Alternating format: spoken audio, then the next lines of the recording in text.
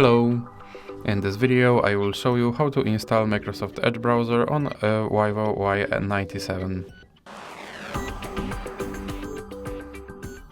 So you have to start by opening your Google Play Store and then click on search bar and type in Edge. Now click search and click install.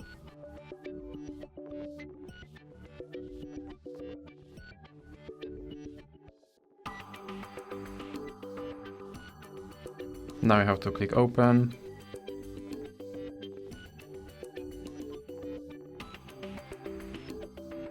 And here you can set this browser as your default browser, or you can click not now. And now you have to confirm your data and privacy settings.